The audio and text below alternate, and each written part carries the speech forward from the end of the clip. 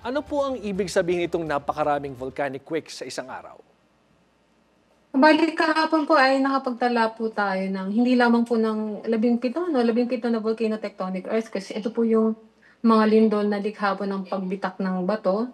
Meron din po tayong na-record na tremor. Ito po yung medyo matagal na pag-uga ng bulkan.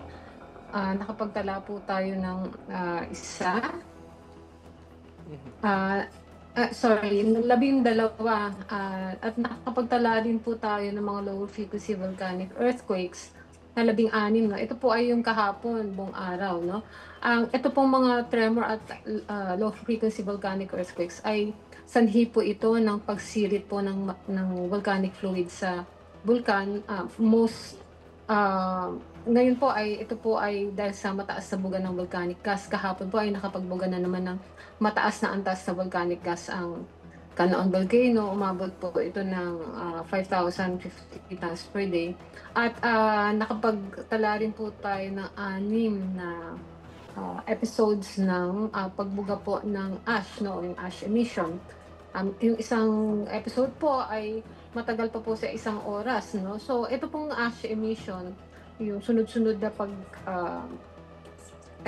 sustained o matagal ng mataas na level ng sulfur dioxide emission at yung mataas po na antas ng volcanic seismicity, ito po ay naghuhudyat na mayroon na pong mabagal na umaakyat na magma sa loob po ng bulkan.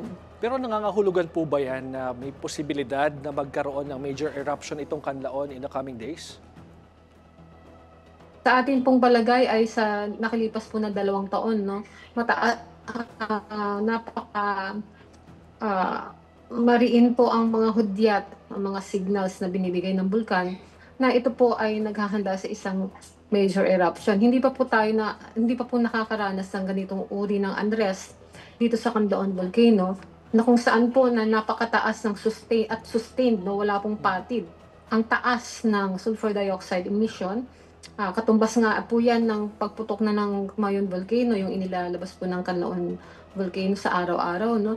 Yung wala rin pong patid na mataas na tala ng volcanic earthquakes at matagal na rin po itong dahan-dahang namamaga 'no.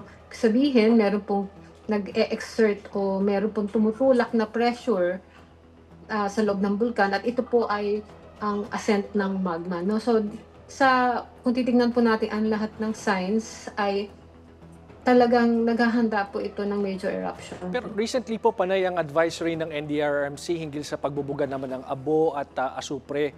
Mas delikado po ba ito kapag ganitong maulan? Ano po yung posibleng epekto nito lalo na sa kalusugan ng mga nakatira doon? Kapag meron po tayong pag-ulan ano, actually nakakatulong po ito sa naiibsan po ng kaunti ang pagsaboy po ng sulfur dioxide emission sa atmosphere dahil ang sulfur dioxide po ay natutunaw po ito sa tubig 'no. So nafo-flush out po ito sa himpapawid 'no. Kaya lang po kapag nagkaroon po tayo ng biglaang pagputok, halimbawa at maulan at ang pagputok po na ito o explosive eruption ay nagdulot po ng tinatawag nating mga pyroclastic flow o pyroclastic density currents. Ito po ay naghahatid ng mapanganib at mainit na abo, mga bato at volcanic gas dito po sa mga slopes o dalisdis ng bulkan. Ito po ay biglaang magiging mga lahar, mga scene eruption lahars po ang tawag natin.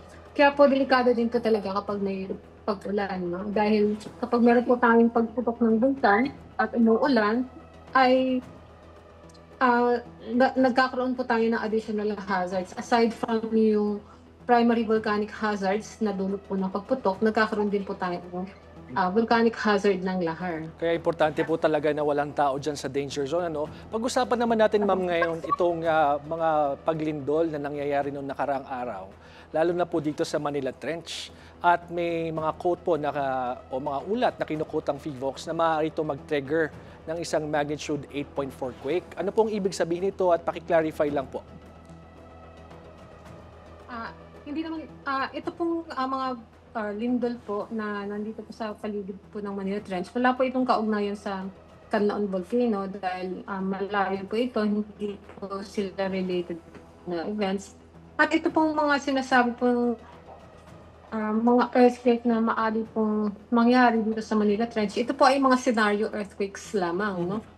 Nag-alerto lang po tayo sa ating po mga LGU, sa mga mamamayan na meron po tayong nare-record ng mga earthquakes dito po sa Manila Trench.